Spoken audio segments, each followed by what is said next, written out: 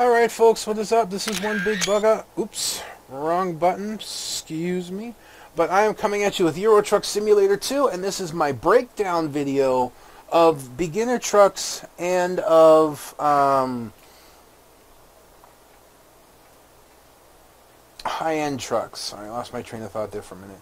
So I just spent some time upgrading my garage, and I actually bought 6 new trucks, adding them onto my company, giving me actually a fleet of 23 trucks over, I think, 5 garages or something of that nature. So I'm really happy about that. I haven't checked out the new chassis for my Scania yet. I will, because I'm pretty sure it's not much different. But you know, I'll see about it. But until then, this is my breakdown video. So I'm just going to do this in the truck manager thing here, and it all breaks down to this point. These 17 trucks, beginner trucks, from the Iveco to the Volvo, and then from the Iveco to the Scania. But you can see my list here. I actually have 23 trucks now in my garages. You can tell where my newest hire drivers are. 1, 2, 3, 4, 5, 6 right there. But anyways, so starting off in beginner trucks, it's pretty much how they line up on the list here. There's no doubt about it. The Iveco Stralis, it's only got a 310 horsepower engine, and it only has 1,300 Newton meters, a 1,200, 1,600 RPM, which at 1,200 RPM is actually a little bit high. It's a very stable truck, though. It's a very forgiving truck in terms of cornering. Braking, it suffers a little bit on, but not too much. But the reality is you'll never get going that fast for braking to be an issue. So you really don't have to worry too much. It's probably it's probably the most difficult truck to start with, just because it starts out pretty weak. But if you're looking for a good cheap truck to start with, you want to save money, especially if you're building up to save money to start your own company, and you really just want to get your own truck, then definitely the Iveco is something to go with. It's not a bad truck, and it comes up in the end. It really comes up in the end, so that's what makes it great. But otherwise, it's just really hard to start with. It's all I can really say about it. And then we followed it up with the DAF XF, 1775 Newton meters at 1,000 to 1,400 RPM. It's got a 360 horsepower engine, 265 kilowatts. It's a fairly stable truck. In terms of a beginner truck, it's actually a bit unstable, but that doesn't mean that it's badly unstable. It's actually a fairly stable truck. It's got decent towing power, but what really knocks the DAF down for me is visibility. It's got a very narrow windshield in terms of view, and the mirrors on it are just terrible. So I'm not overly fond of the mirrors. I'm not fond of the windshield. I think it has bad visibility compared to the other trucks. So it's not a truck I'm really fond of, and that's what really knocks it down for me. If the Iveco was a little bit stronger, it'd be over the DAF. But the reality is it's not. So therefore, the DAF actually gets the nod as being the next truck up, because you can become accustomed and get used to the mirrors and the view. So that's not an issue after a little while. The next truck is the Renault Premium. 380 horsepower, 280 kilowatts, 1,800 Newton meters at 950 to 1,400 RPM. 1,400 RPM, not bad in terms of high end. 950 is the lowest start in the power band that you'll find in any truck, was what really makes the Renault really good as a starting truck. It really starts getting its full pulling potential at a slightly, even if it's very slightly, lower RPM than the other trucks. It's a very stable truck. It's a quiet truck. It's very unique in terms of appearance and its interior. It's a really good truck to start if you're looking for something different. I'm not very fond of its display, though, the red-on-red display on its dashboard for its speed and fuel and all that, I really find it difficult to read. Plus, it's very tiny, so it actually becomes a bit of a problem in terms of reading the display sometimes. But otherwise, it's a good, solid starting truck, and it's really the first truck out of the two that I don't have much of a complaint about. Now, the Mercedes-Benz only has a 320 horsepower engine, 235 kilowatts, but has 1650 newton meters at 1080 RPM. Now, you look at the Iveco, it only has 1300. This actually gets 350 more newton meters out of it. That much more torque at 1080 RPM. It actually has the longest chassis in the game, and it's an incredibly stable truck.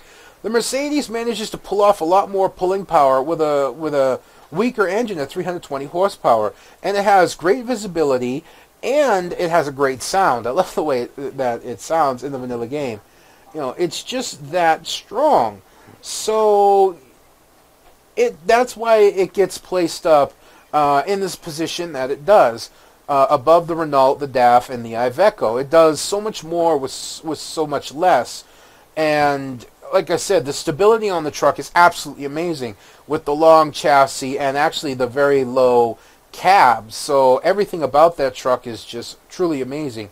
In terms of trucks, it's probably the first truck that I have like zero complaints about. Even the Renault Premium, like I said, I don't like the display. The Mercedes comes along as the first truck that I had zero complaints about. It's just a really good truck, and it will surprise you. You may look at, it's a 320 horsepower engine. Again, horsepower is not as important as torque when it comes to towing, especially when starting off and if you stopped on a hill, getting started on that hill again. The torque is much more important, so don't let the horsepower of an engine fool you when it comes to a truck. The Mercedes is actually deceptively powerful, so don't forget that. That's quite important. And then coming up third on the list is the MAN TGX. 320 horsepower engine, again, 1600 newton meters at 1000 to 1400 RPM. Again, it does the same thing that the Mercedes does in terms of horsepower. It gets a lot of torque out of the engine that doesn't have a lot of horsepower to it, and that's what really makes the difference.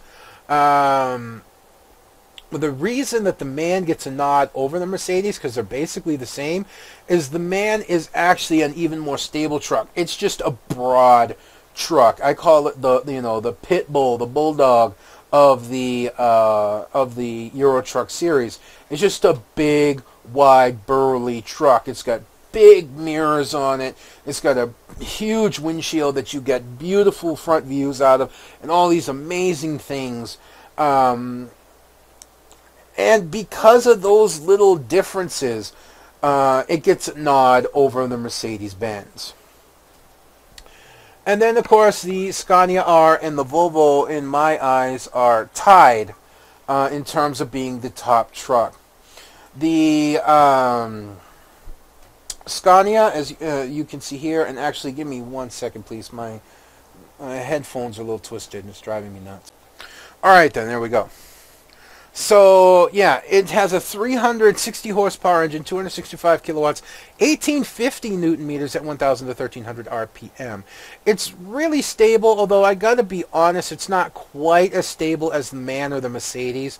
It's actually a little less stable than those two trucks, but it has a lot more torque when it comes down to it. This is about 250 newton meters more in engine torque than the other two, so that's what really gives it the nod up in terms of being the second or first truck, however you may want to flip it, in terms of a starter truck in the series. It's also the most expensive truck to pardon me, I'm sorry. It's also the most expensive truck in terms of starting trucks, but it can be well worth it.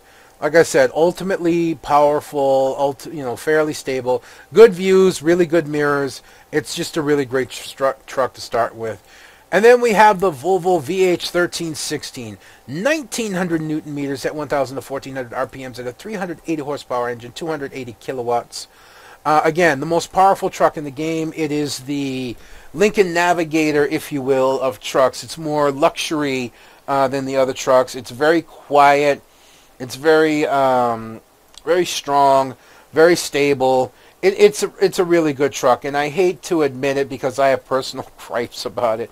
But the reality is that it's there, and I have to be honest. I have to be unbiased when it comes down to it. It's just, of course, we'll go back to the Scania real quick. Like I said, 1850, 1900.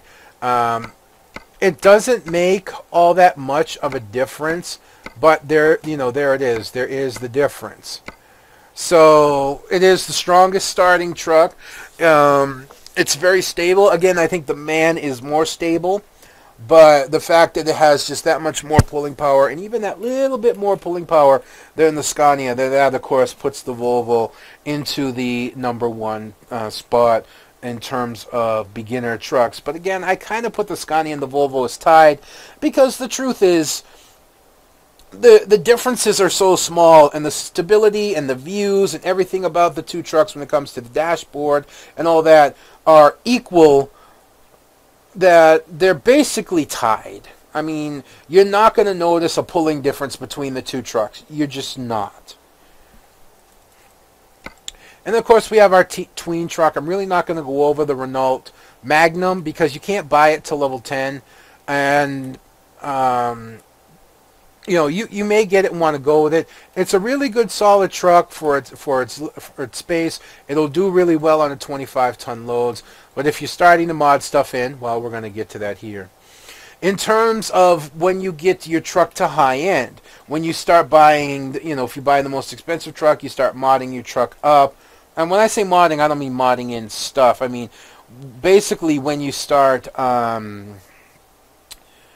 bringing in when you upgrade the chassis and engines is what I mean. The lowest end on this list is the Renault Premium and the Renault Magnum. I'm pretty sure you can get the 480 horsepower engine in both trucks. But the reality is, at 480 horsepower, they are the weakest trucks by far. I mean, you may not think it's that much of a difference, but it really is in terms of a high-end truck. At 480 horsepower, it only got 2,400 newton meters at 1030 to 1400 RPM. Now that's bad enough. I mean, it's not terrible, but it's still bad. But the thing that's really terrible about it is you cannot upgrade the chassis. You can't upgrade the chassis on the Renault unless you put in mods. And speaking vanilla-wise is what I've been trying to do throughout this, except for the trailers I've been hauling. Not being able to upgrade to a heavy haul chassis is a massive detriment in the Renault's disfavor, I guess you could say.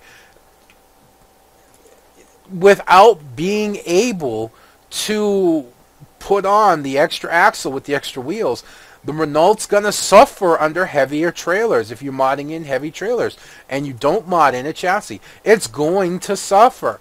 And even under 25 tons, it tends to suffer a little bit in terms of stability.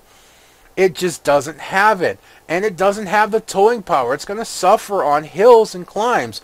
Even at 25 tons, it's going to suffer on hills and climbs. And the same with the Premium, The Premium is really just a different cab. But it's the same thing. You can't upgrade the chassis. Only 480 horsepower engine. It's just really not going to be in your favor. I don't know how else to put it. In terms of, they start out decent, but they don't go very far after you get them. So it's a really tough sell to say that these trucks make good high-end trucks. They don't, in my eyes. They really don't. And then we're going to follow that up here with the DAF XF. The DAF XF, again, it suffers from the same problems as, of course, the beginner truck. The views, the views don't change. You still have the narrow windshield. You still have the poor mirrors. and it only has a 510 horsepower engine at its max at 2,500 newton meters at 1,000 to 1,400 RPM. Again, poor views is what really suffer this truck. The engine, 510 horsepower is not that bad. 2,500 newton meters, not that bad, really. But the views in this truck, the dashboard, the displays on the dashboard are actually pretty poor. The mirrors are terrible. The windshield's very narrow. I just can't favor this truck any higher, and it's those reasons alone. Now, for you may, like I said, you can adjust to the mirrors. You can adjust to the windshield. And so that makes it fine. But in terms of breaking it down, and trucks, views are important in my eyes. It's just how it is. It's just really how it is. And there's no other way for me to break it down. The DAF gets rated as the third lowest because it just does not have great views out of the front windshield.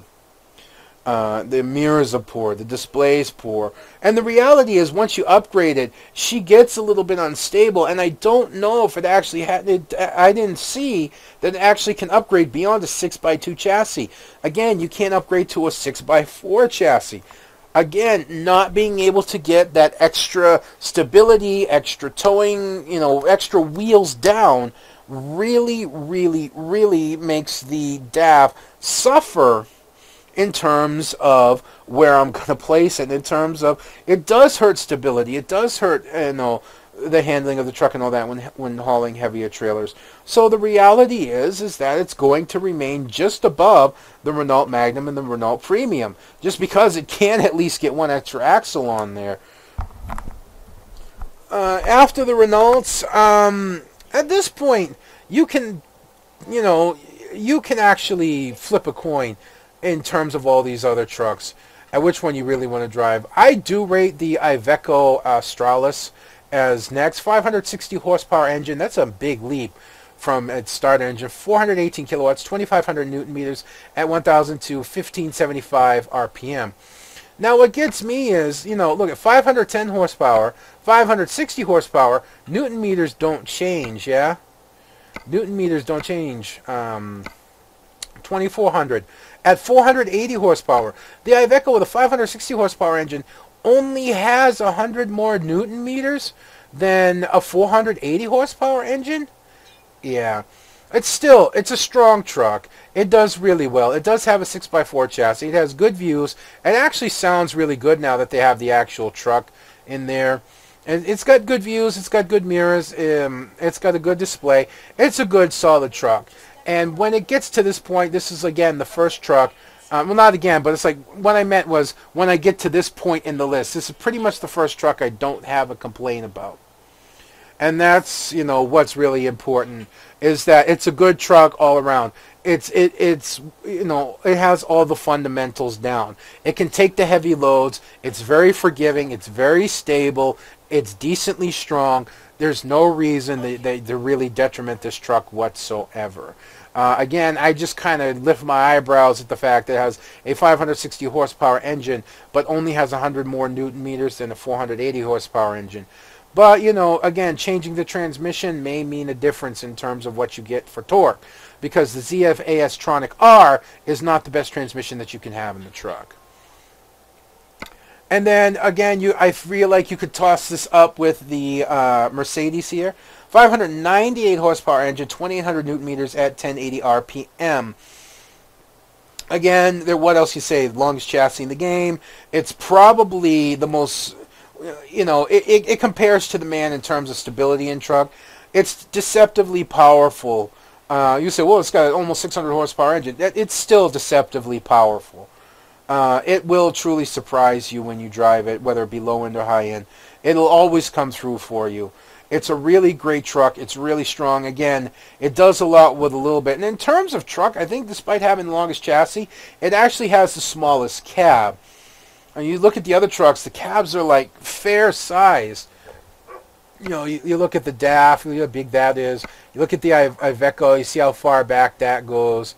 The Renault Premium actually does have fair size. The Renault Magnum, again, big box. And, even look at the size of the man cab, and then Volvo, and then Scania, and then you come back to the Mercedes, and that's actually a fairly small cab compared to the other ones, which helps lend to its stability. That, along with a long chassis, makes the truck very good. There again, there's no reason to knock this truck down whatsoever.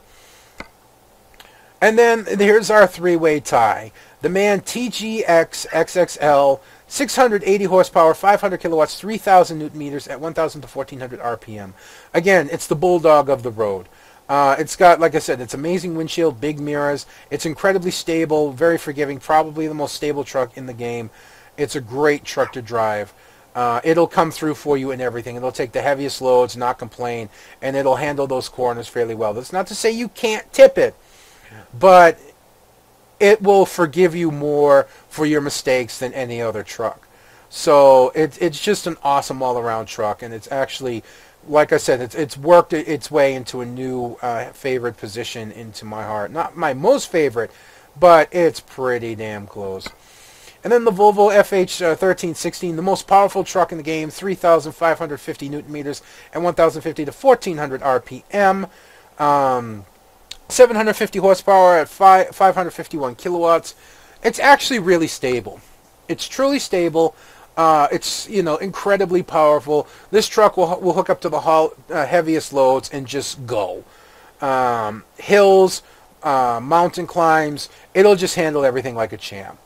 It's a really strong, it's a really good truck. And the only thing I would complain about in the Volvo is this Globetrotter freaking thing. You can mod that out, but I just, yeah. You know, to me, there's no reason for it. But it's there. Whether you're a fan of the Volvo or not, you have to give it respect and you have to give it props for the kind of truck it is.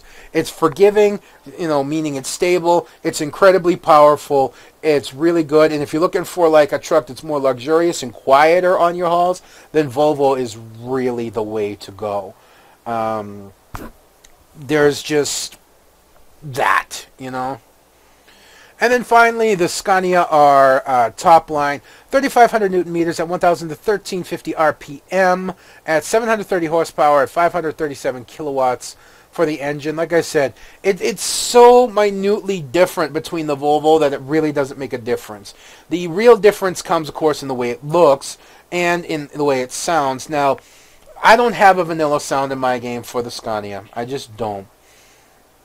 So I can't compare. But the Scania does have a louder sound. You can hear the turbocharge more. I do remember the vanilla sounds. So, you know, basically, it's kind of like pitting, like I said, it's kind of like pitting a Ford, Chevy, or Dodge truck versus a Lincoln Navigator, you know, in terms of ride and quiet.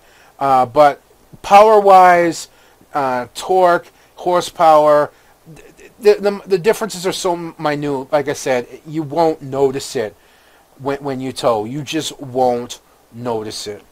And that's truly what makes this truck impressive, is its hauling power. And it is stable. I got to say that between the three trucks, it's probably the least stable, but that's not saying much considering how stable the Volvo and the MAN are.